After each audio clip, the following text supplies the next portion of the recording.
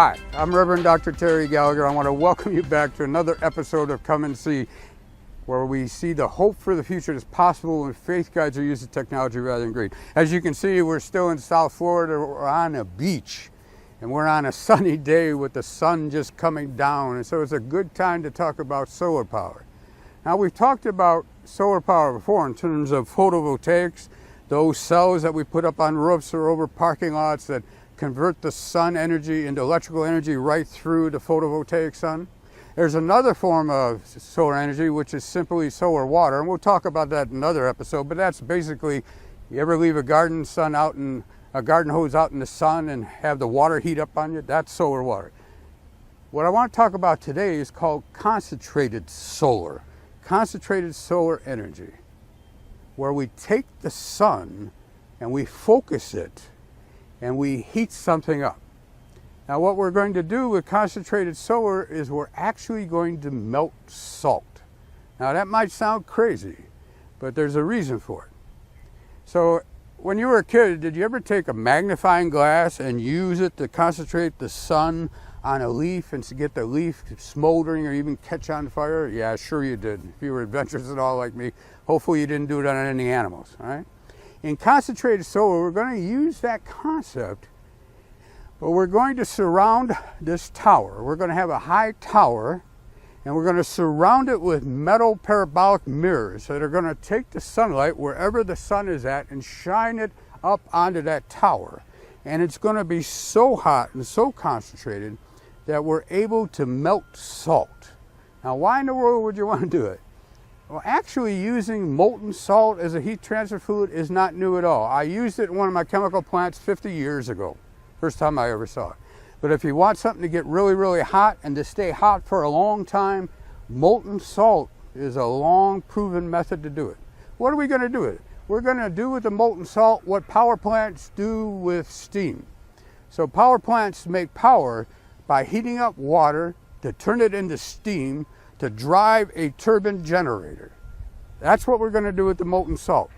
The sun concentrated through the mirrors is going to go up. It's going to melt the salt. The salt is going to circulate through a water exchanger, turn that water into steam, turn that into power by power in a generator.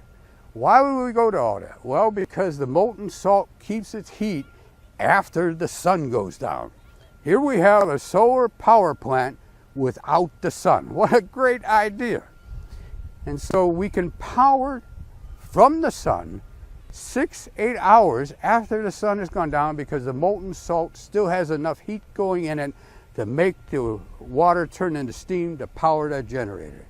Now, you can't do this just anywhere. You don't want to do it in South Florida. South Florida, you want to use the photovoltaics because you don't want the clouds. So preferably you're in a desert area where the clouds are minimum, the moisture is minimum, and the sun intensity is brilliant. So our first solar concentrated plant is in Arizona, Nevada area, which it just launched last year. There are plants that are going into Australia, plants that are going into Middle East, plants that are going into Chile. The idea is this is another way to go to total 100% renewable energy without burning anything.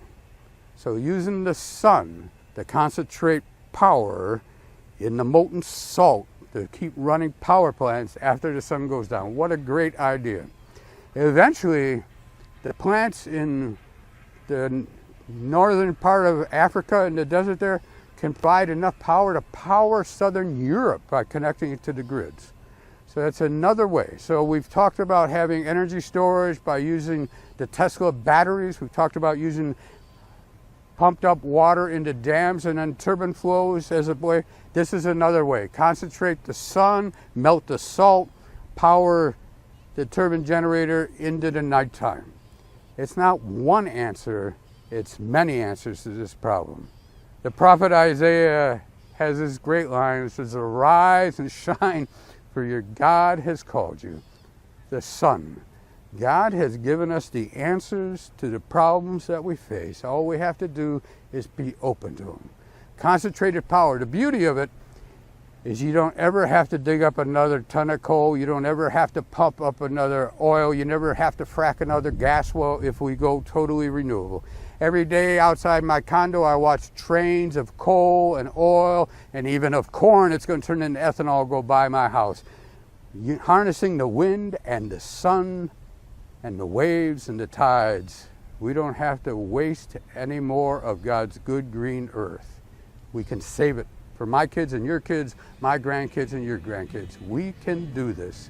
We have to act now with urgency, but we can do this. See you next time on Come and See. We'll explore yet one more technology that when our faith guides our use of it, we can save the future for our kids. Take care.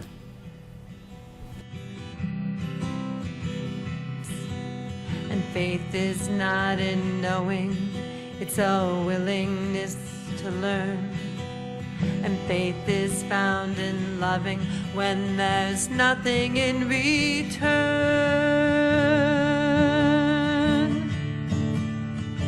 So come and see,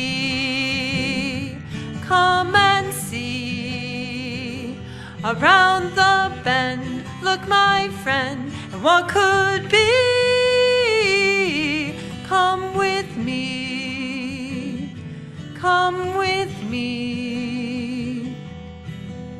There's so much more to know, so come and see. There's so much more to know, so come and see.